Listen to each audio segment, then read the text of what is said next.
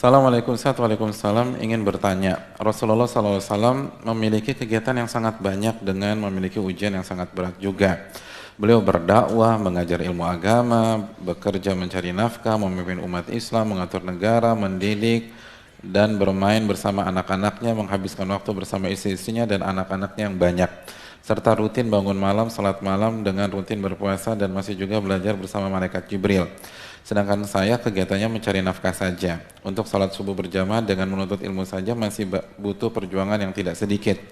Bagaimana cara mengatur waktu, pikiran, dan tenaga agar kita bisa mengikuti Rasulullah SAW dalam mengatur waktu, pikiran, dan tenaga beliau dalam beribadah dan menuntut ilmu. Syukran Ustaz, jazakallahu khairan. Ya, terima kasih atas pertanyaannya.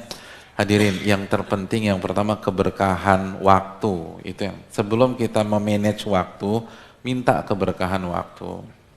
Dan di antara keberkahan waktu, antum jangan lupa zikir pagi petang. Dan kalau antum udah baca zikir pagi petang, paham apa enggak? Karena kalau kita enggak paham, kita enggak mentadaburi, enggak akan diterima sama Allah. Innallaha la yaqbalu du'aan min qalbin ghafilin lahin. Allah tuh enggak akan terima doa yang dipanjatkan dari hati yang lalai dan enggak fokus gitu loh. Jadi keberkahan itu penting. Semua dapat waktu 24 jam. Tapi kenapa Muhammad bin Ismail jadi Imam Bukhari? Kenapa Muhammad bin Idris dari Asy-Syafi'i? Kenapa Yahya bin Syaraf jadi Imam Nawawi? Karena diantaranya keberkahan. Antum bayangin Imam Nawawi itu meninggal kurang lebih di usia 45 tahun. 45 tahun. Dan judul buku yang beliau berhasil tulis, jadi jumlah buku atau jumlah judul buku yang berhasil beliau tulis itu di atas 45 judul. Jadi kalau dari hari pertama beliau lahir, antum masih nangis, beliau udah nulis buku, itu aja masih kelebihan. Jadi masih kelebihan setiap tahun, bayangkan 45 tahun bukunya lebih dari 45 judul. Jadi kalau 1 tahun 1 judul berarti dari hari pertama nulis itu aja masih kelebihan. Dan 1 judul itu bukan 1 jilid. Al-Minhaj Syarah Muslim, antum tahu berapa jilid? Ada penerbit 9 jilid, ada penerbit 10 jilid, ada penerbit 11 jilid. Al-Minhaj Syarah Sahih Muslim. Rodotul Talibin berapa jilid? Ada yang 9 jilid, ada yang 10 jilid. Bayangkan itu baru 1 judul. Riyadhus Shalihin berapa ribu hadir? Bayangkan, kita ada yang 40 tahun, ada yang 50 tahun, baca syarah Muslim nggak tamat-tamat. Bayangkan, jilid 1-nya aja belum khatam, jilid 1 tuh. Riyadhus Shalihin belum khatam, Arba'in 42 hadis nggak khatam-khatam. Ini masalah keberkahan. Ini bukan masalah detik demi detik. Detiknya sama kok. Bahkan mungkin kehidupan mereka lebih susah daripada kita. Keberkahan. Makanya saya ingatkan, Syekh Muhammad bin Muhammad Mukhtar Shinkiti mengatakan yang penting itu keberkahan ilmu, bukan kontennya, bukan kuantitasnya, keberkahannya. Dulu ulama 1-2 hadis berkah, jadi ulama. Jadi minta keberkahan. Terus yang kedua, kita harus proporsional dan konsep kita fa'ati kulladzi haqqin haqqah, tunaikan setiap pihak haknya masing-masing.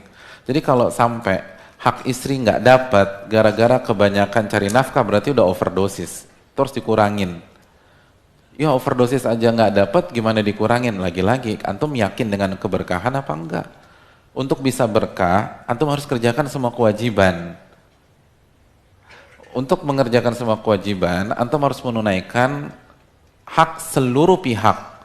Hak Allah, hak Rasul SAW, lalu hak orang tua, lalu hak istri, hak anak, hak keluarga. Itu dikerjakan. Bismillah, kerjakan deh.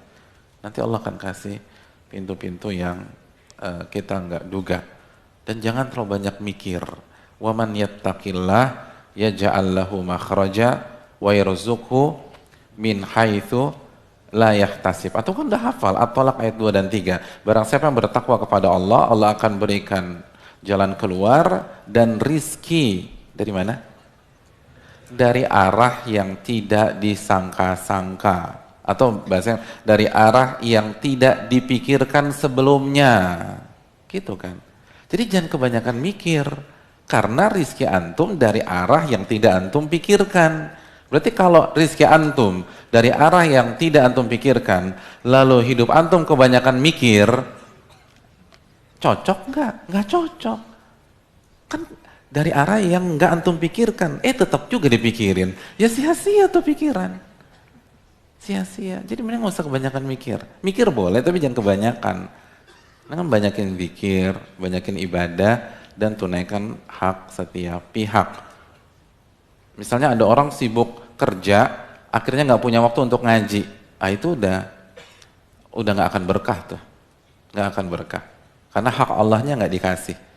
Dan kenapa dia kebanyakan kerja? Karena kebanyakan mikir. Ya, kalau gue begini nanti gue nggak dapat tambahan. Kalau ini gue nggak dapat ini. Kalau gue tinggalin gue nggak dapat. Kebanyakan mikir tuh. Itu kebanyakan mikir. Makanya nggak berkah-berkah. Allah Ta'ala alam.